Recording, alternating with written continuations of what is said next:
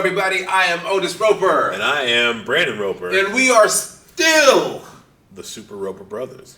Let me tell you, this is an honor and privilege today to get to do this movie because it's one of my favorite of all times.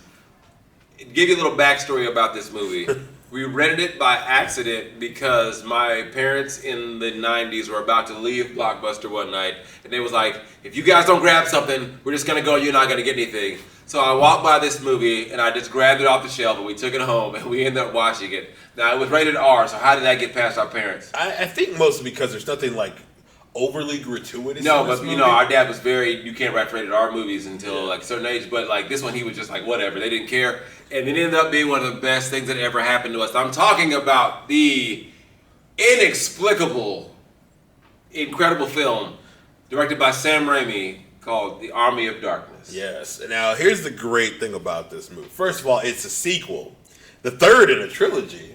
With trilogy out with air quotes because Evil Dead and Evil Dead 2 are basically the same movie, just kind of redone. Mm-hmm. But the film is supposed to be a continuation of Evil Dead. Now, I don't know what happened in the production of this movie. I don't know what made it the way it was, but it is one of those films that's just like, how did this get done this way? It's great and I love it, but you really do just go, how? The only way this film happens if somebody was playing D&D around the same time and they thought they could work it into the script, to the story, and they just happened to be like, okay, you roll a D20, what happened? Like, that's what happened. Some D&D geeks got together and made, Sam Raimi, I'm on to you, man. And all I'm going to say is, let me join your campaign.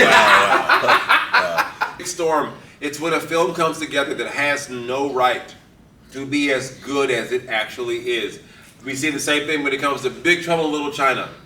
Like, that film is lightning in a bottle. It doesn't make any sense. It ends up being one of the greatest films ever put on film.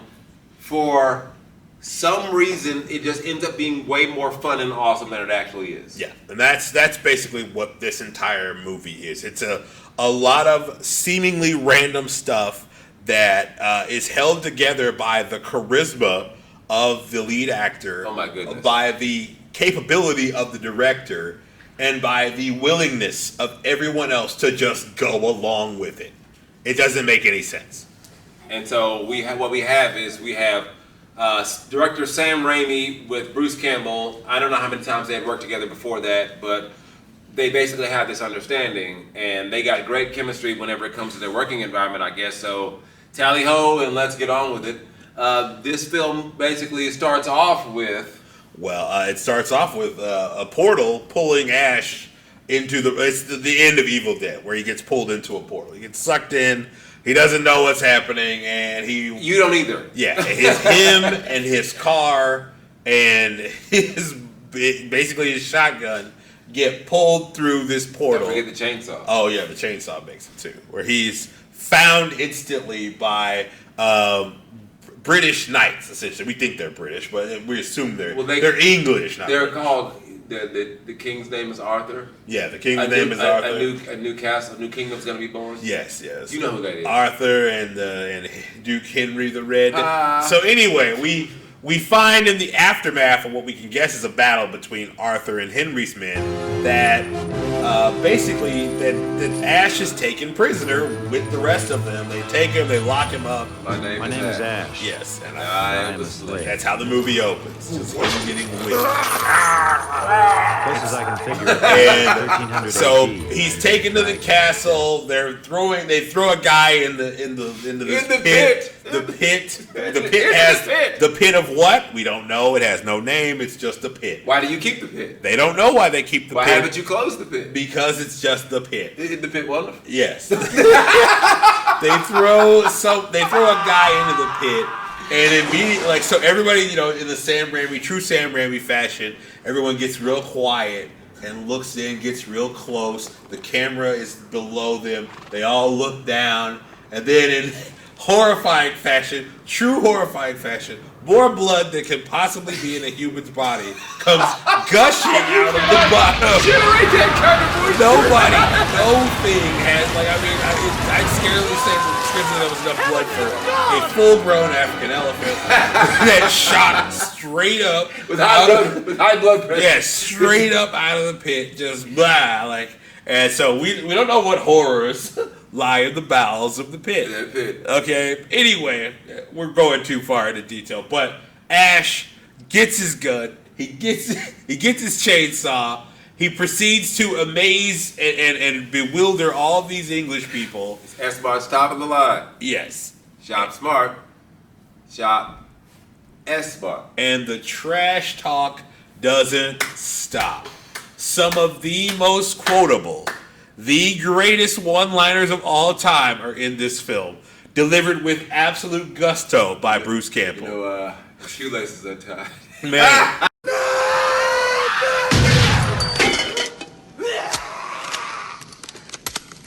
Yo, she bitch. Let's go. Well, hello, Mr. Fancy Pants. I got news for you, pal. You ain't leading but two things right now. Jack and Jack left town. Name's Ash. Housewares. Wait a minute. You gotta understand, man. I never even saw these holes before. Come get some. You know your shoelace is untied.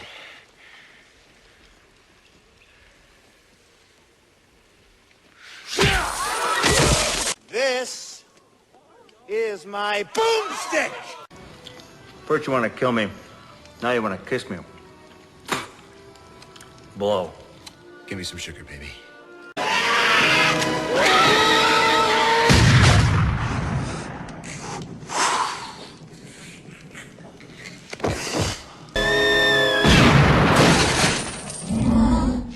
Lady, I'm afraid I'm going to have to ask you to leave the store.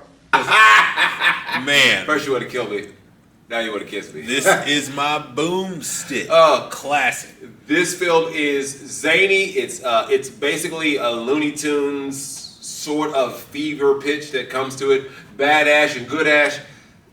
Listen, the hilarious of this moment is that the promise once returned. Yes. Okay. The yelling, I mean, the off-screen characters who just are there to add like filter. Sam Raimi's brother plays two different characters in this movie. I'm afraid this one was over.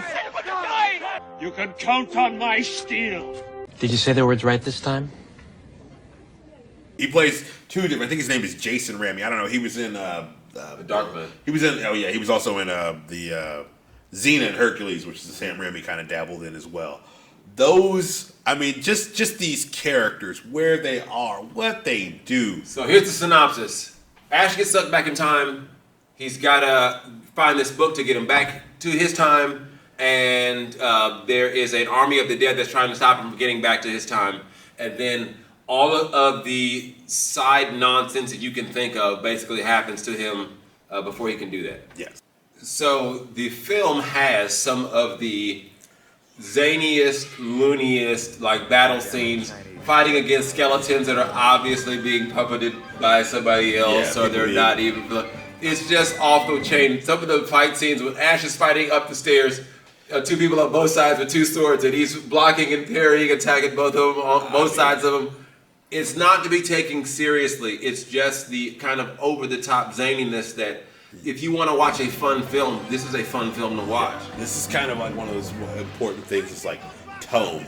The tone of the film is perfect. It's pitch perfect. Like it is absurd. Absurd. And it is also like kind of brilliant how the absurdity is kind of brought down to earth. And all of it hinges upon, once again, I will say, the performance of one Bruce Campbell. Bruce Campbell is still recovering from back reconstructive surgery. Man. For carrying this series all these years. Let me tell you, the man travels back to the what 1300s, 1400s, something like that, and makes a cybernetic hand from Arbor. For no reason. And we was just like, yep.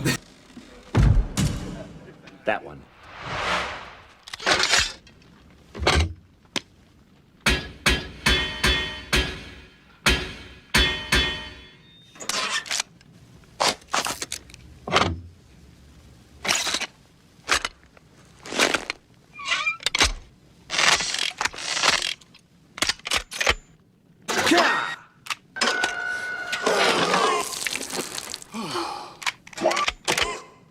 groovy.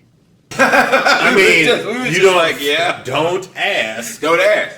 No questions. Don't ask. I mean, really, it was such a great, like, just dumb. I mean, but it works somehow. Quotability. Oh man, Good, bad. Uncle got with the gun. I gotta Man. tell you what, man. the Like, trash talk. Hey, what's that you got on your face? Uh-huh. Just, I mean, everything he says in the movie is give me some quotable. sugar, baby. Give me some sugar, baby. Uncle Price used to chase on Barbara. That's one of the around best lines. saying that. Listen, if you got a woman in your life, bruh, you just walk up to her, give me some sugar, baby. Please do it. Consent. It'll work. Consent. It'll Make work. sure this woman likes you. Okay? Wow. I said your woman, not a woman. Not a woman. Not I any said woman your on the woman. street. You're under arrest.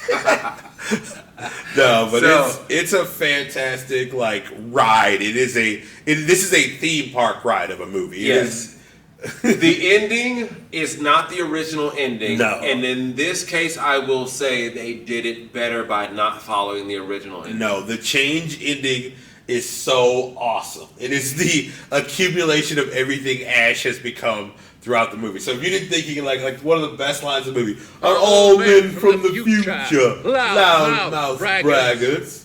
Is that Nope. Just me, baby. Just me, baby. Just me. Yes, So good. great. Oh my Over the God. top. So anyway, in closing, Army of Darkness, like, please see this film. Yeah. It's not a Citizen Kane. No. It's not a Schindler's List. No. Even though it's starring In Beth Davids. Beth Davids, who played Helen Heesh from like that. Great acting, over the top, nonsensical, good time, popcorn munching greatness. Yes. Please do that. Like, I mean, everybody else is. You know why this works? The only person joking, once again, just like we said with Ghostbusters, the only person joking is Bruce Campbell. Everybody else is playing. it Everybody straight. else is dead serious. Everybody else is playing it absolutely straight.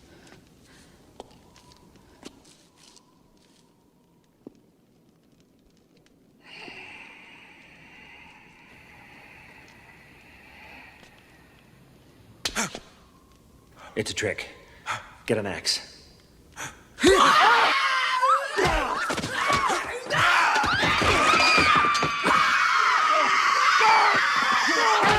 Oh, death to the witch. Man, Oh, like, and God. that's what makes the movie work. It's those filmmaking basics once again. The fight scene between Ash and the witch. Like, Is- you found me beautiful once, honey. You got real ugly. Just roasted. You don't got to roast her like He that. roasts But everybody the fight in the scene that movie. happens when they, you shall die. Man, oh gosh, like the inside crescent kick to the spinning shotgun. brilliant. The over the shoulder shotgun shot. It is one of the, that's the stuff of legend. If I had a video game, I would put that in there as the Ash back. Ash with the Sam Raimi effects. First of all, Sam Raimi has a few camera shots that he likes to use where the spinning, you get kicked with the person who got kicked. You see the foot coming at your face. You got the shotgun in your face, so they've got the shotgun in their face. The camera shot. He uses these over and over again, and he's just brilliant. This is him at his absolute best, I would say. This and like the first Spider-Man film, I think, are that top tier Sam Raimi. Maybe Spider-Man 2 for that matter. Yeah, very much so. It's- Anyway, so Army of Darkness, Yeah. five, whatever. 10, 15 stars. It's yeah, amazing. Watch it. It's great. It's totally worth it. I cannot recommend it highly enough. It's a good time. All right. So And if you even want a good though time, it is rated R, I'm pretty sure that like other than like maybe one bit of like nudity that's he drops random. an F-bomb. Does he? Oh yeah, you're right. He drops one F-bomb, and I think there's some kind of side, There's like random boob like that's in the movie, but like honestly, I've been looking for years, and I still can't see it. So honestly, I don't it know. doesn't really matter. It's like almost like happenstantial, and it's Yeah. just kind of there. You could almost make this movie. You could take like maybe one or two scenes out and it'd be PG-13 easy. Very easy. Yeah. So anyway, watch it. Anyway, I am Otis Roper, And I am Brandon Roper, and we are still the Super Roper. Roper. Thank you guys for watching.